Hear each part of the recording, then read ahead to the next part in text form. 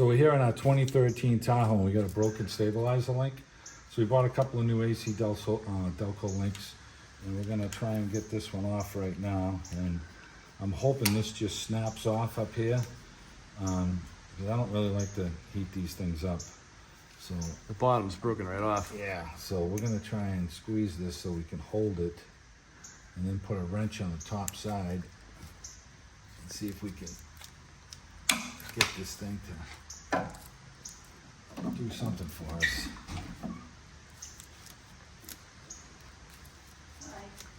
I'm gonna get our 15mm wrench on here and put our cheater wrench on it and try and break this off.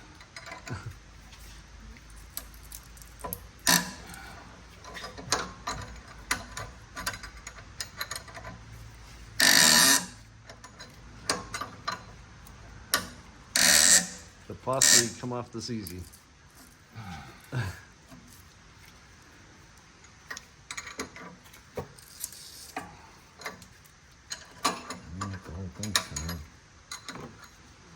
All right, we're going to take this off and get a gear wrench on. It looks like it's unthreading for us, and we'll come back to it because we got a lot of thread to take off. So typically you'd have also, this goes all the way through to the bottom AM. Yeah. This one broke off, so you'd have to do the bottom as well. You know, it's coming off with the gear wrench. We soaked it with fluid. It's just going to be a little slow coming off, but A lot of threads on there. yeah, I'm hoping it gets to a point where I can snap it, but we'll see.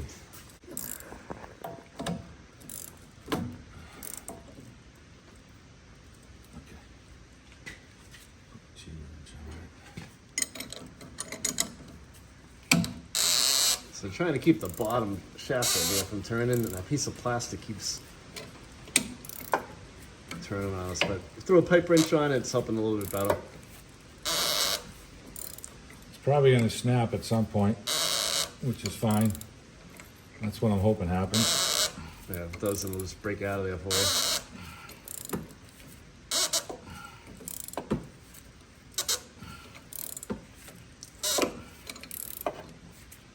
A lot easier putting them on. Yeah, taking them off's a pain sometimes. So many threads. If they break, then it's good because you just pull it out of there.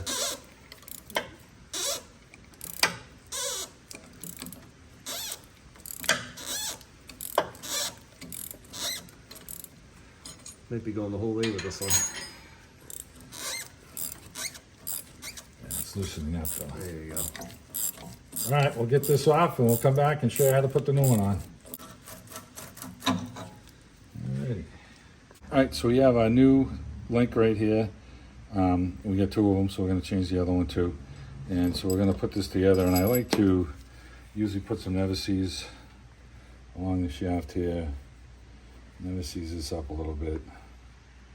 Now, if you're ever going back in there again. So you got a washer on the bottom, and you got your nut. I mean your rubber insulator. And now we got to take this. We got 1, 2, 3 more insulators. We need 2, 3 washers. And Tony's going to grab that nut right there. All right, so we're coming up through the hole, and we've got another rubber insulator for here. We've got another metal washer for here. Now we put our tube on for here. We got another metal washer here. We've got another rubber insulator, and there's certain ways to put these in. You get the nipple that sticks up, and that's going to go through the hole, okay, like this. And then we're going to have to pull down on this bar to get this isolated, so we can get the top one, the top rubber and thing on here. So we have our big bar here. I'm going to pry down on that.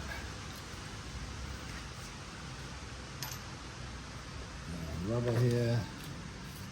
And it's usually always just too short, you know? Yeah. They just can't give you just another. It's just everyone. enough, you know? So. Yeah.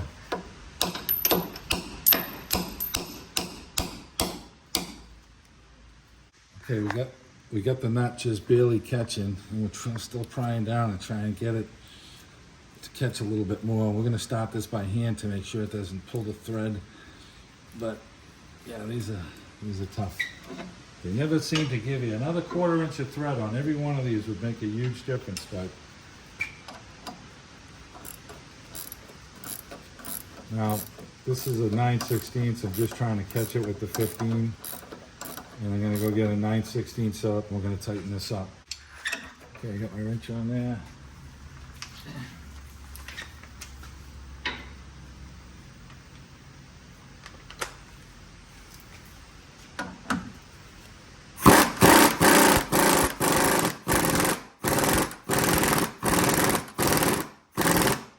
This is not gonna bottom out. I'm just getting some tension on here. And when I go to do the other side, I'm gonna wanna do the same exact amount of tension. So now that I'm thinking about it, we're gonna wanna keep this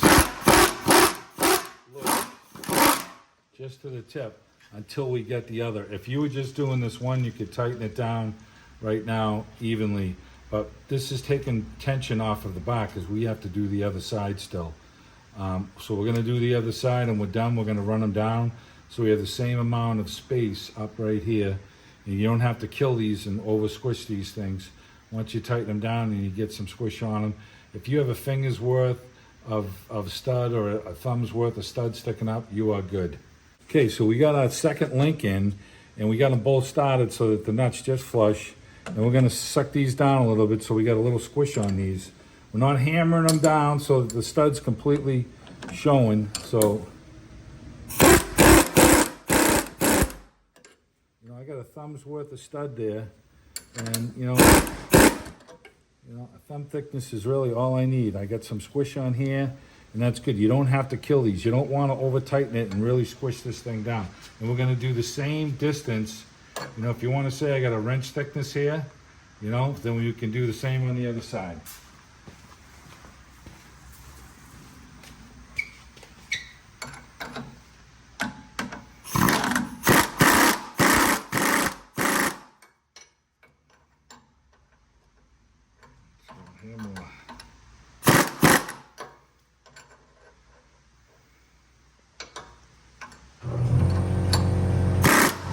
Okay, that's it. So I got some squish here. Good, I got the same thickness on this side as the other side. And that's it. Link job done.